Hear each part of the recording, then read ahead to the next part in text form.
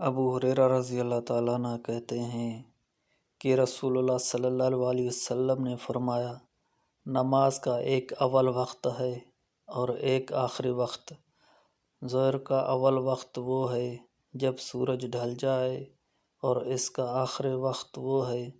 جب عصر کا وقت شروع ہو جائے، اور عصر کا اول وقت وہ ہے جب عصر کا وقت ایک مثل سے شروع ہو جائے، اور آخری وقت وہ ہے جب سورج پیلا ہو جائے، اور مغرب کا اول وقت وہ ہے جب سورج ڈوب جائے، اور آخری وقت وہ ہے جب شفق غائب ہو جائے، اور عشاء کا اول وقت وہ ہے جب شفق غائب ہو جائے، اور اس کا آخر وقت وہ ہے جب آدھی رات ہو جائے، اور فجر کا اول وقت وہ ہے جب فجر صادق طلوع ہو جائے، اور آخری وقت وہ ہے جب سورج نکل جائے۔